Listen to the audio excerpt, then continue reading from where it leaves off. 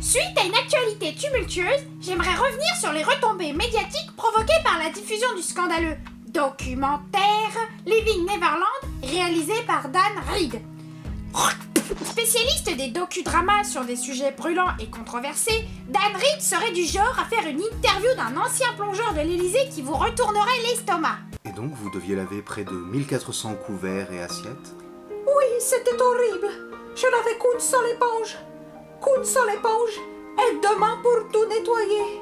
Dans ce documentaire, deux enfants proches de la star dans les années 90, Wade Robson et James Safechuck, viennent proférer de nouvelles accusations inédites d'abus sexuels à l'encontre du roi de la pop. Le problème de Leaving Neverland, c'est que ça n'est pas un documentaire.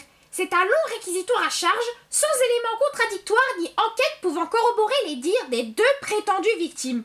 En gros, ça donne 3 longues heures de ça.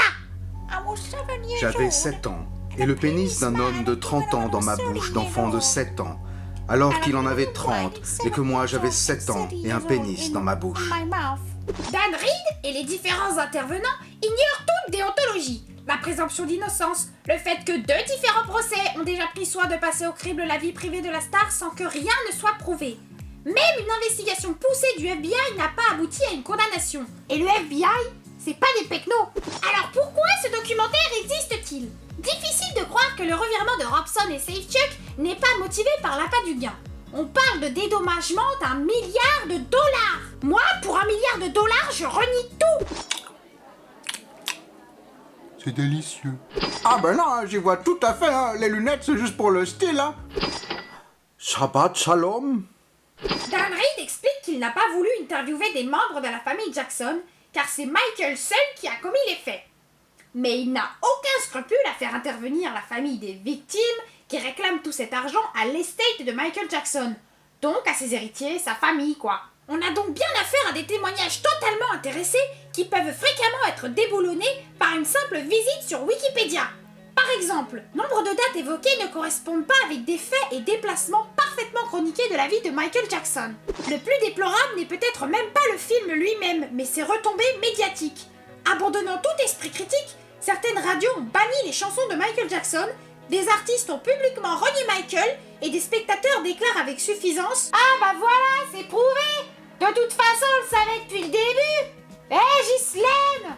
Leaving Neverland tire sur le corbillard et ravive sans possibilité de défense des accusations obscènes afin de les enraciner dans l'inconscient collectif.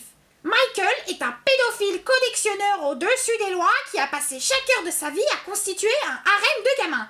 Franchement, avec les moyens financiers colossaux dont il disposait, pourquoi un prédateur sexuel aussi dépravé irait prendre le risque d'abuser d'enfants chez lui?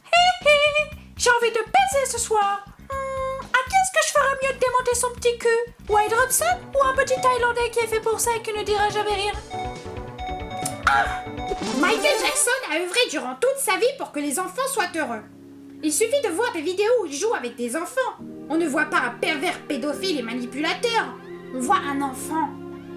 Parce que ce que la majorité de ses détracteurs n'ont jamais réussi à comprendre, c'est que quand Michael disait aimer les enfants, il les aimait à la manière d'un enfant, parce qu'il en était un lui-même. Si Michael avait été entouré de femmes à la place d'enfants, on l'aurait accusé d'en avoir violé certaines, parce qu'il faut toujours que des personnes voient le moyen de faire du mal.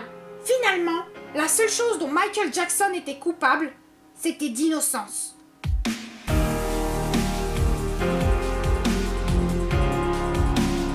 Si cette vidéo t'a plu, n'hésite pas à mettre un pouce bleu.